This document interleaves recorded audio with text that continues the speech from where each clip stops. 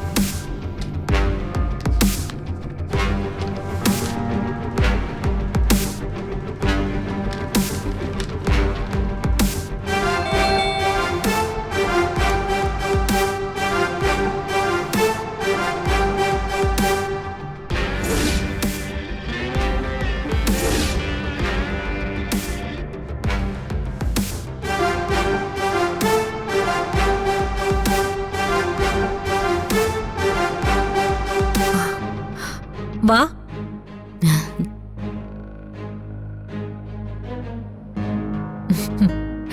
ഇരിക്ക്. സമൃദ്ധയെ കാണാൻ ഞാൻ അങ്ങോട്ട് വരണമെന്ന് വിചാരിച്ചിരിക്കുകയായിരുന്നു. പക്ഷേ ഈ സമയത്ത് ഇങ്ങനൊരു വരവ് ഞാൻ പ്രതീക്ഷിച്ചില്ല. നല്ല ആളായി പറയുന്നത്. കുറച്ച് ദിവസമായിട്ട് വിളിയുമില്ല വരവുമില്ല. അങ്ങോട്ട് വരാത്തോണ്ട് ഞാൻ ഇങ്ങോട്ട് വന്ന് കാണാന്ന് വിചാരിച്ചു. എന്റെ സങ്കടങ്ങളും സന്തോഷമൊക്കെ പറയാൻ ആകെയുള്ളൊരു കൂട്ടുകാരിയാ. അവന്തിക്ക് ഇങ്ങനെ തുടങ്ങിയാ ഞാൻ എന്താ ചെയ്യാ? ആരോടൊന്നും മിണ്ടാനില്ലാതെ ഞാനാണെങ്കിൽ ബോറടിച്ചു. അയ്യോ എന്റെ പൊന്ന് സമൃദ്ധ, ഒന്നും പറയണ്ട. കുറച്ചു ദിവസമായിട്ട് നല്ല തിരക്കായിരുന്നു. ഒന്ന് നിന്ന് തിരിയാൻ പോലും നേരമില്ല. കോടതി, കേസ്, ഓഫീസ്. ഹോ, സത്യം പറഞ്ഞാ എന്റെ മനസ്സമാധാനം പോയി നിൽക്കുന്ന ഒരു അവസ്ഥയിലാണ് ഞാനിപ്പോ. കണ്ടില്ലേ, ഇതൊക്കെ ആ കേസിന്റെ ഫയലുകളാ.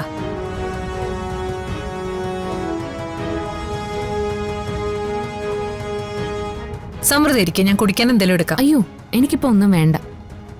അവന്തിയോട് കുറച്ചു നേരം സംസാരിച്ചിരുന്നാൽ മാത്രം മതി. എന്റെ എല്ലാ വിഷമവും മാറും.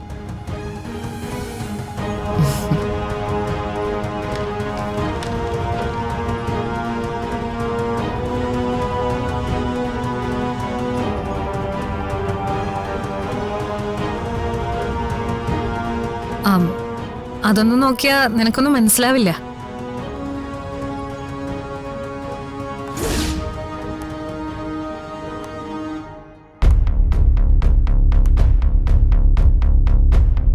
നെല്ലിശ്ശേരി കേസ് ഇതാണോ അവന്തിക പറഞ്ഞ ആ ബുദ്ധിമുട്ടിക്കുന്ന കേസ്? അത് വക്കീല് തയ്യാറാക്കിയ വെറും കടലാസുകളാ. ഇതൊന്നും നോക്കി നീ തലപുണ്ണാക്കണ്ട. അതെ അവന്തികെ, ഈ റിപ്പോർട്ട് തന്നെയാണ് നിന്റെ ശവപ്പെട്ടിയിലെ അവസാനത്തെ ആണിയടിക്കാൻ പോകുന്നത്.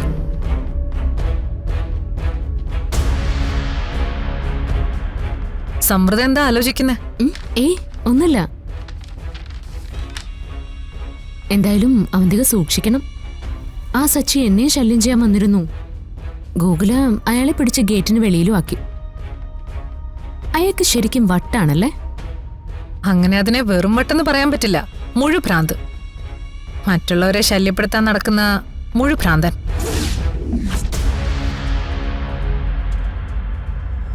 അതുപോലെ ഭ്രാന്ത് പിടിച്ച ഒരു വക്കീലിനെ ഇപ്പൊ കൂടെ കിട്ടിയിട്ടുണ്ട്. ആ വക്കീലിനെ കൊണ്ടിപ്പോ എന്റെ പേരിൽ കള്ളക്കേസ് കൊടുപ്പിക്കുക അവന്റെ പ്രധാന പണി.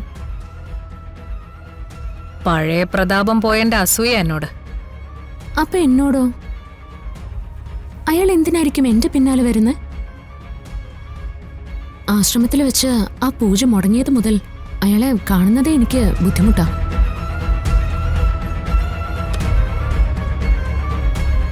നീ പരമാവധി അവനിൽ നിന്ന് അകന്ന് നിൽക്കണം. ഈ കാണുന്ന പെണ്ണുങ്ങളെയൊക്കെ കയറി പിടിക്കുന്നൊരു ശീലം ഉണ്ടായേക്ക്. ഇനി നീ അയാളുടെ കൺമുന്നിൽ പോലും പോരുത്. ആ വീടിന്റെ 7 അയലത്ത് പോലും അയാളെ വരാൻ സമ്മതിക്കുകയും ചെയ്യരുത്. ആ ഭ്രാന്തൻ ഏത് സമയത്ത് എന്ത് ചെയ്യുന്നൊന്നും പറയാൻ പറ്റില്ല. ഇരിക്കെ.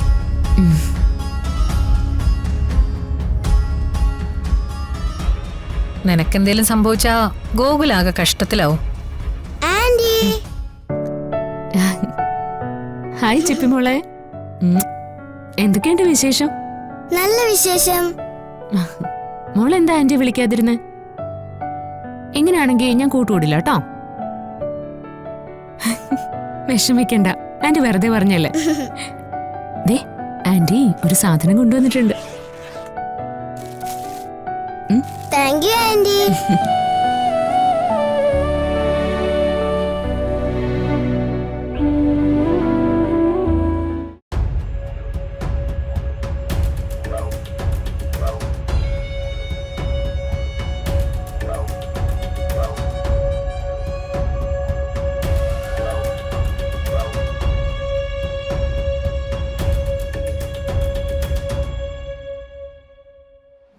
ഇവളെ പോലൊരുത്തി ഒരിക്കലും ഇങ്ങനൊരു കുഞ്ഞിനെ ദത്തെടുത്ത് വളർത്തുന്ന വിശ്വസിക്കാൻ പോലും കഴിയുന്നില്ല.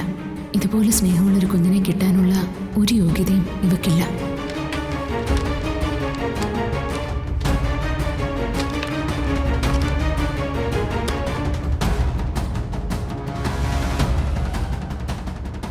ചിപ്പിമോൾക്ക് എന്താ സമൃദ്ധയായിട്ട് ഇത്രയ്ക്ക് അടുപ്പം? ചിപ്പിമോളുടെ കാര്യത്തിൽ ആ സച്ചിയെ കൊണ്ട് തന്നെ ഞാൻ ആകെ തോറ്റിരിക്കുക. അപ്പോഴേ ഇവളുടെ ഒരു സ്നേഹം. ഇവളിനി എല്ലാം അറിഞ്ഞുകൊണ്ട് മനഃപൂർവ്വം എനിക്കിട്ട് പണിയുന്നതാണോ? അമ്മ പറഞ്ഞതൊന്നും ആന്റി കേക്കണ്ടാത്തോ.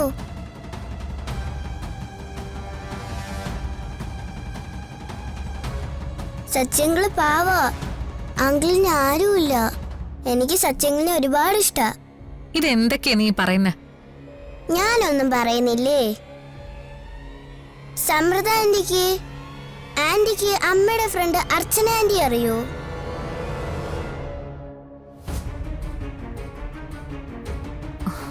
നീ എന്തൊക്കെയാ മോളെ ആന്റിയോട് ചോദിക്കുന്നേ? ആന്റിക്ക് അവരൊന്നും അറിയത്തില്ല.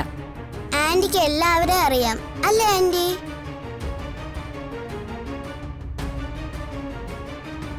അതൊന്നും ഇപ്പോഴത്തെ കാര്യങ്ങളല്ല. നീ അതൊക്കെ അങ്ങ് വിട്ടുകളഞ്ഞേ.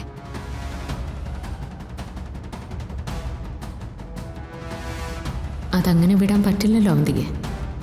നീ ചെയ്തു കൂട്ടിയതെല്ലാം എൻ്റെ ഓർമ്മയിൽ അങ്ങനെ തീ പിടിച്ച് നിൽക്കല്ലേ. നിന്നെ ഞാൻ വെറുതെ വിടാൻ പോകുന്നില്ല. എൻ്റെ സച്ചേട്ടനെ ഇല്ലാതാക്കാനുള്ള നിന്റെ ഒരു പദ്ധതി നടക്കില്ല. അതെല്ലാം ഞാൻ തകർത്ത് തരിപ്പണമാക്കും. എന്നിട്ട് വേണം എനിക്ക് എൻ്റെ സച്ചേട്ടൻ്റെ അടുത്തേക്ക് മടങ്ങിപ്പോവാൻ. മോളെ, നീ പോയി പഠിക്കാൻ നോക്ക്. എനിക്ക് ആന്റിയോട് ചില പ്രധാനപ്പെട്ട കാര്യങ്ങൾ പറയാനുണ്ട്.